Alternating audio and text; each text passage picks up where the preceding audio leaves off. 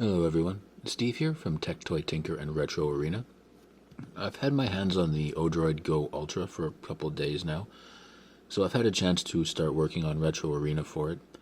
I've decided to do two different builds for this device. One is going to use just the basic stock firmware, but it will add probably about 40 or 50 more systems above and beyond what it ships with as stock. And then I'll also be doing more of my own custom firmware, which will have the RetroArch GUI and be a lot more user customizable. Excuse me.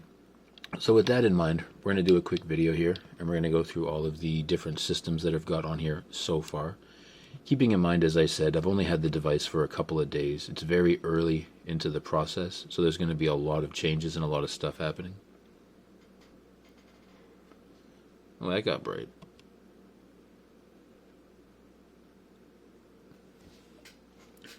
May need to turn the light down a little bit.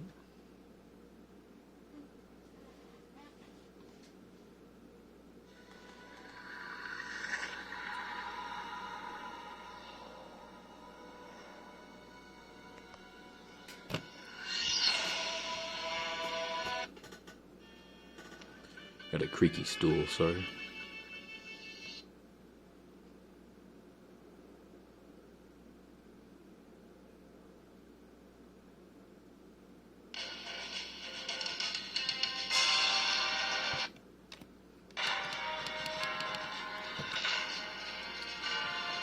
I don't really need to go too into detail with playing the game per se, because this isn't like a gameplay showcase video. This is a development preview video. However, this light is causing me a lot of issue.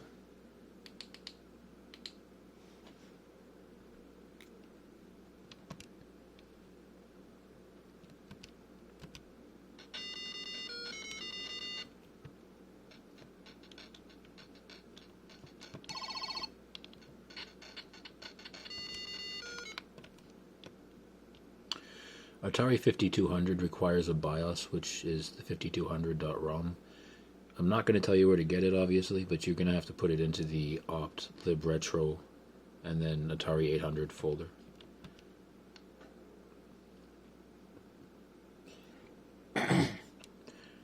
Once the build is actually ready in a couple weeks and able to be released, I'll write up a list of which systems need a BIOS. And all of the documentation will be found on the libretro website. I don't remember what the controls are here, but that's 5200.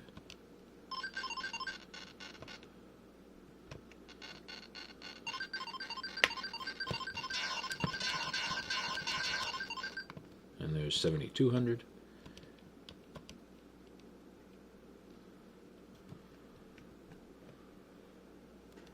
Got links here.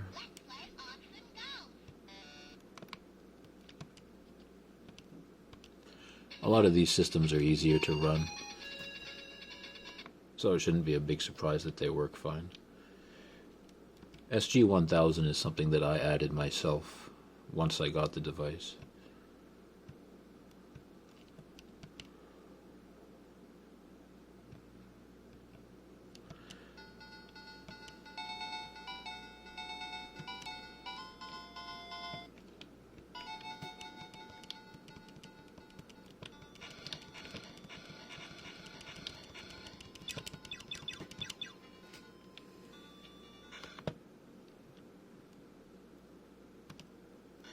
Oops.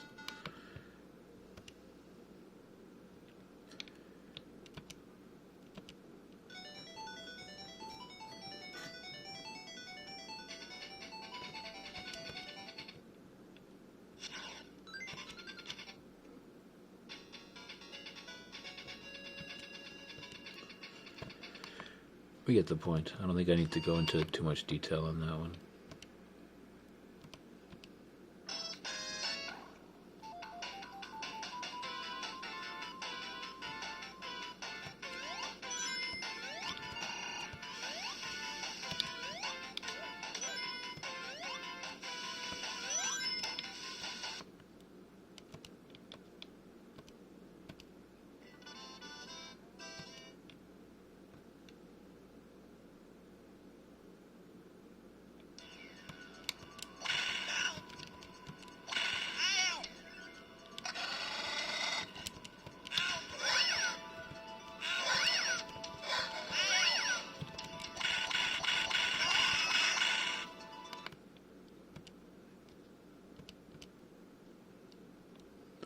Just want to give you guys a good idea of what's here.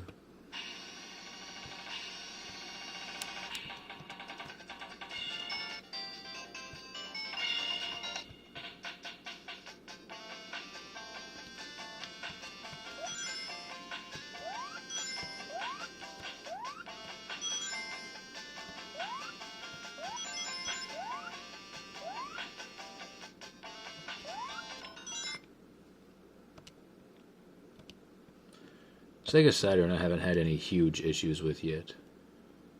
Of course, I haven't tried every single game, but...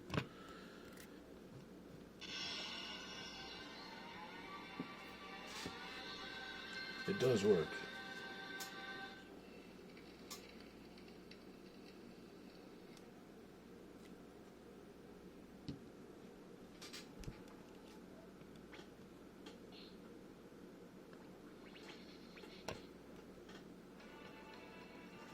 People are going to be hurt that I skipped that, but oh well. It is a great intro, though.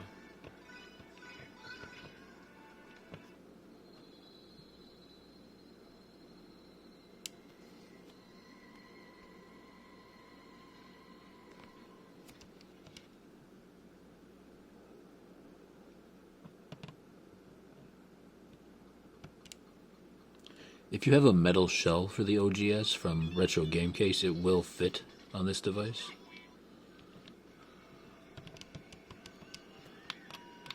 I don't remember which button is what. Oh, crap.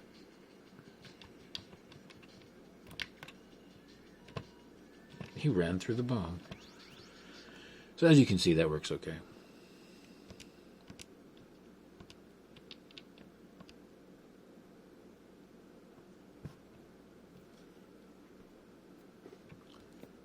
I guess I'm better off to leave autofocus on. And that's very clearly a bad game. There we go. I do have plans to add a lot more systems as well, as I said earlier.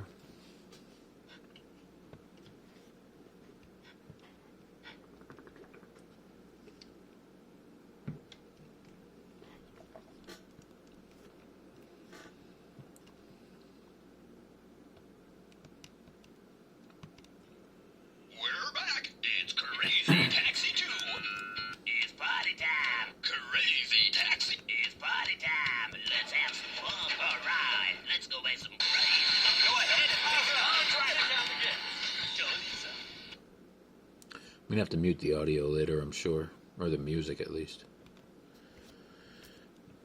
Because this is an Offspring game. Hey, it's time to make some crazy money. Are you ready? Here we go! If I knew which button was what, it would help.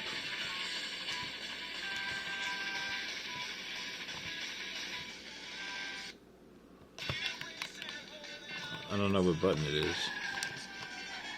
You better pick someone up or you're gonna run out of time. Alright, well, clearly I need to reconfigure the buttons for Dreamcast. But it's not overly hard to do.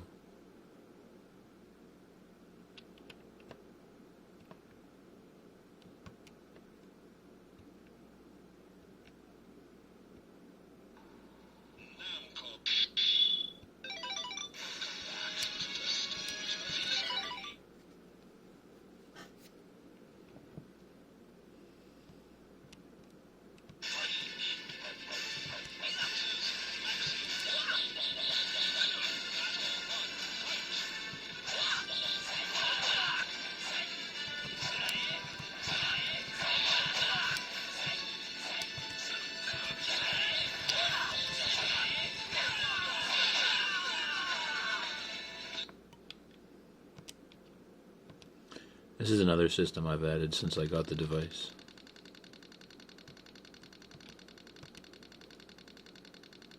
Wow, that's annoying. You're welcome.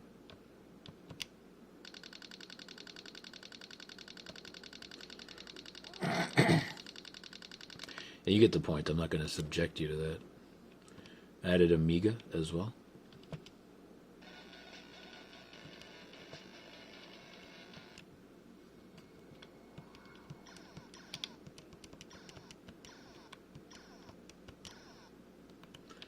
I also added Amiga CD32.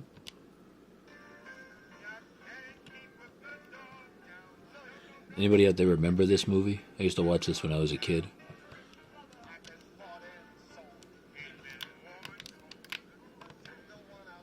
Oh, I have to... Yeah, it's still loading.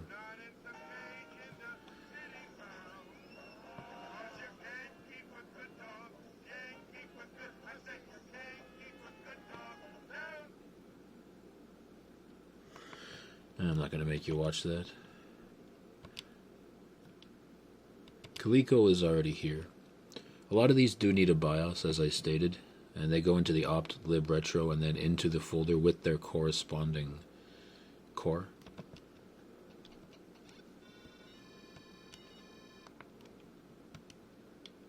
I added Commodore 64, and fair warning, this thing takes forever to load if you don't put quick load on, and I didn't because it makes some games not work properly.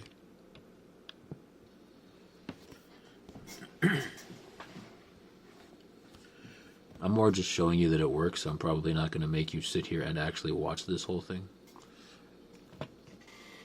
Also because my camera doesn't seem to want to focus on it.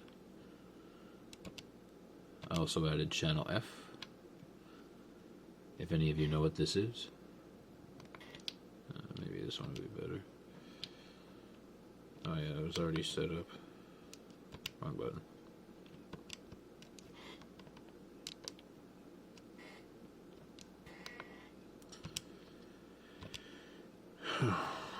DOS here is still a work in development. I can start a game and it will run, but it will freeze when I exit the game. Same with Game & Watch. It's not working properly, but I am working on it. I added Intellivision as well. Oh, sorry.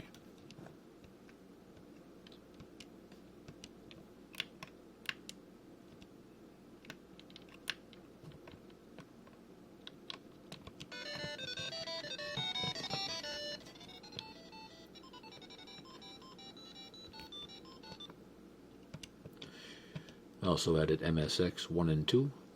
I'll probably add Turbo and R as well, but as one category.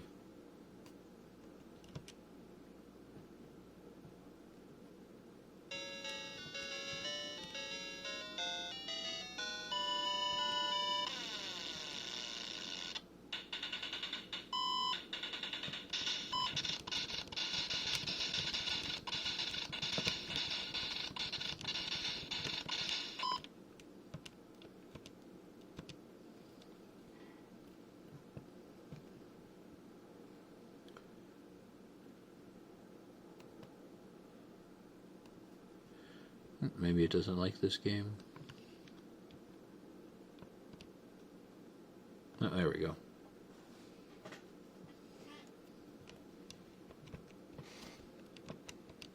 Oh, there's the space key.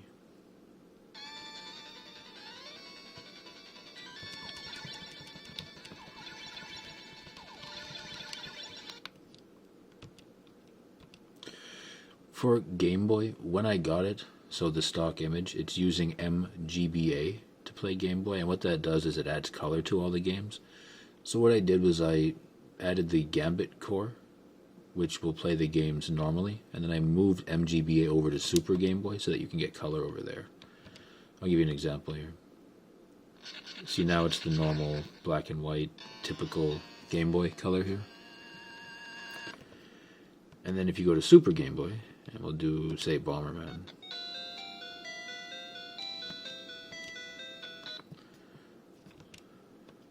And then obviously Game Boy Color and Game Boy Advance are what they are. The other reason I want RetroArch itself is so I can use bezels on the sides. The borders don't really bother me, but I know that they do bother some people. And the RetroArch, having the GUI, will allow us to do things like add bezel packs or to change the ratio to what we want it to be without a lot of... Like, for me, it's easy to play with RetroRun because I understand how it works, but you have to change it and then rebuild it every time you want to make a change. So it's not super end-user friendly in that regard.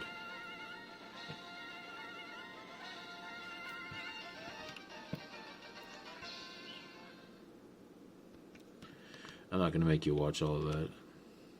I I added Mega Duck as well, because I like Mega Duck, so why not? It doesn't seem to like zip games.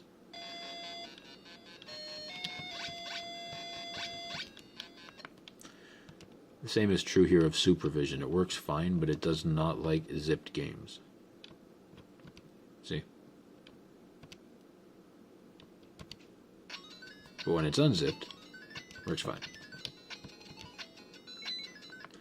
Both the Mega Duck and Supervision are Game Boy clones, technically speaking, but they have their own unique libraries. A lot of them are knockoffs of Game Boy games, but whatever. This works, but I'm still working on it. It's Pico 8. It kind of seems to be really slow, so I'm going to have to look at that and try to see why. It seems to be running at half speed currently. We got Wonder Swan.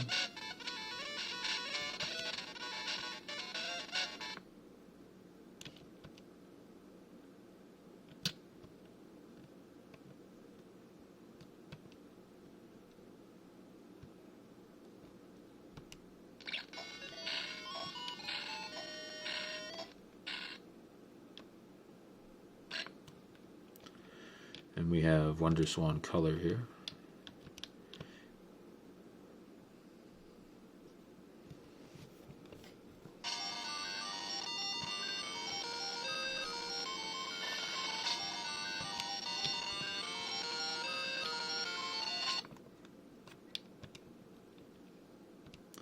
This is Tick 80.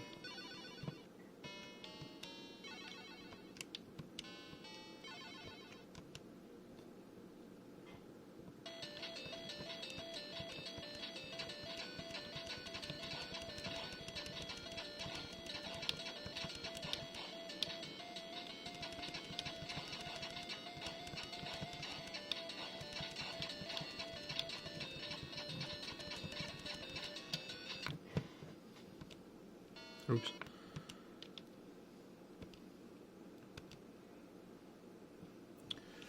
Who doesn't like Contra, honestly? Now there's going to be someone in the comments that goes, oh, I don't like it. Just to be special.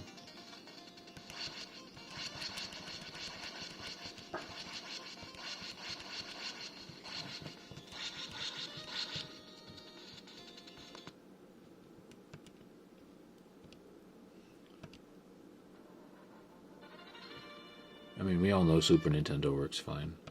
I've gone ahead and added MSU1 as well. That works fine as well.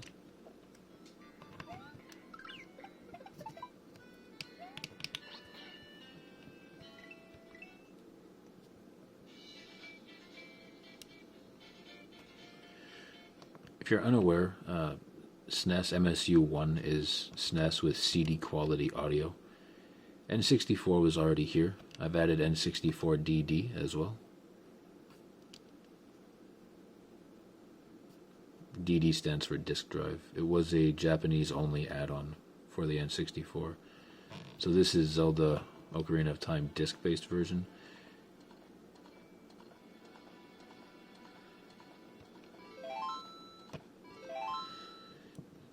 It was remade by a fan, and it's basically using the Ocarina of Time engine, but it's a completely different game.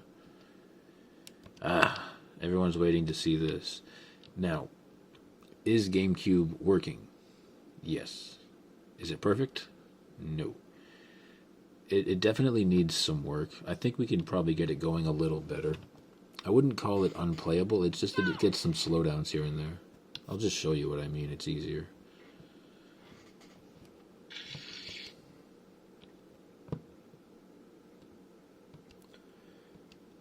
This camera really does not like to focus when there's nothing on the screen.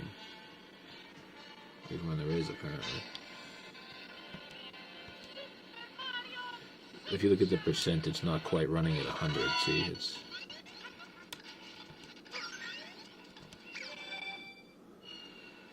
it's in the high 90s a lot of the time, but it just has like a little bit of you can just kind of tell it's not quite running at full.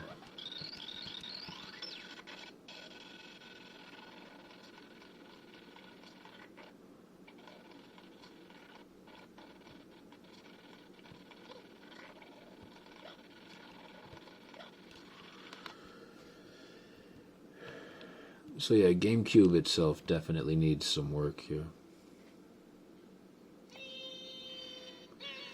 I do think, like I said, we can do better simply because of the fact that I've played GameCube on the N2 on Android, and it was a fair bit better than this. When the N2 Plus came out, GameCube was more or less playable. At least a lot of the games were.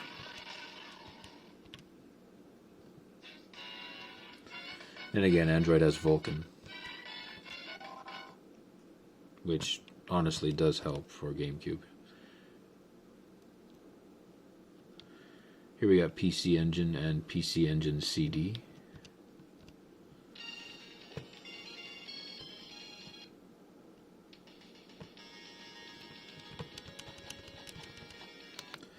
Everything's a shoot 'em up game. I added super graphics as well. We'll jump into this for a minute specifically because people are going to want to see God of War. And I happen to have a save state here. Wrong button.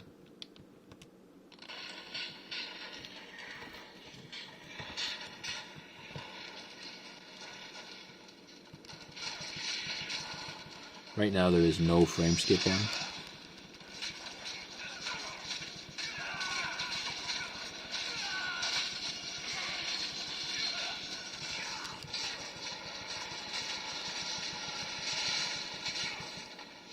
I don't appear to need frame skip though.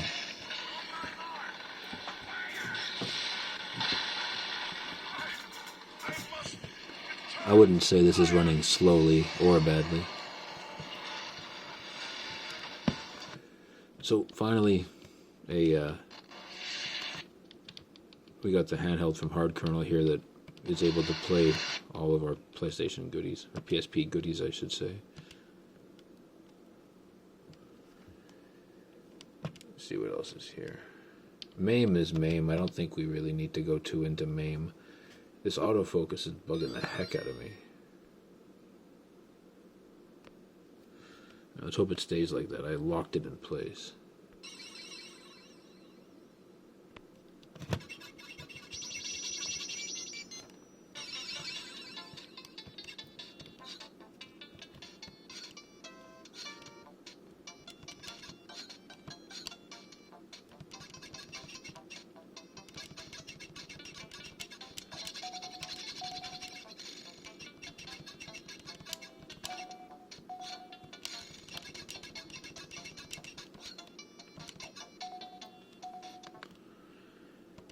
You get the point there. Like I said, MAME is MAME. I added CPS 1, 2, and 3.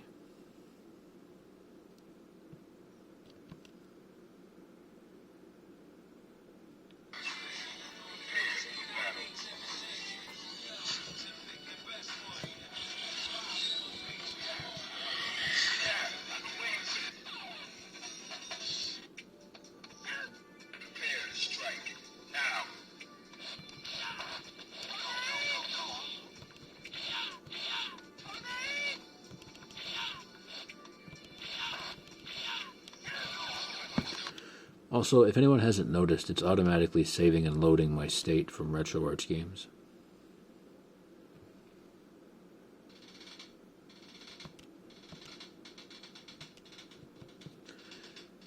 The way that this works as well, because it's installed on an eMMC, when you put your SD card in, you can use either NTFS or exFAT, and it just automatically loads your games.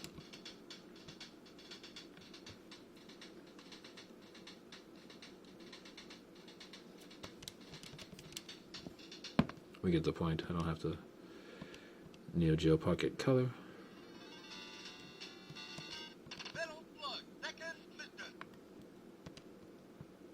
NeoGeo works perfectly fine and was already in the base image. You do need a BIOS, of course. The UniBIOS, to be more specific.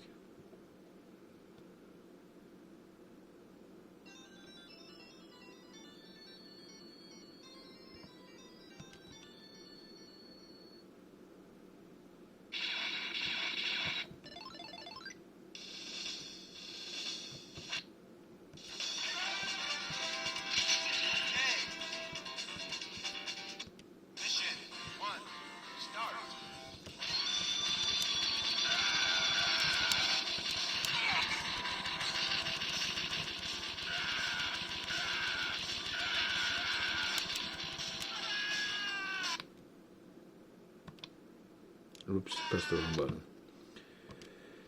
NeoGeo CD I added.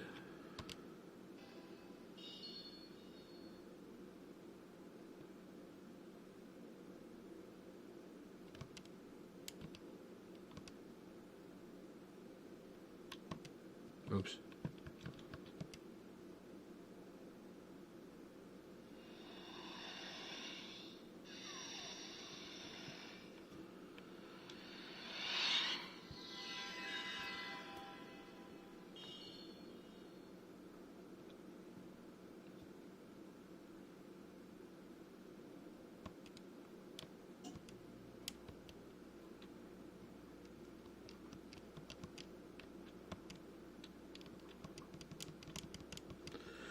Apparently it doesn't like this game, but it booted. Oops, wrong thing. And that brings us to the end here. I'm going to go through the options menu real quick. You got a Bluetooth connection. You can change your Wi-Fi password if you want to. Create a hotspot for some reason. This is how you see your IP address, and this is where you log into your Wi-Fi. I'm going to do my best to get an OTA updater in here as well, because I think that's important, and also try to get the, the theme updater or downloader back as well. I'm going to be doing several more videos on this device as the builds progress, and as I have more to talk about and show people. I still need to add ScumVM, I need to add a lot of different stuff still. As always, thank you for watching. Don't forget to like and subscribe. Hope you enjoyed the video.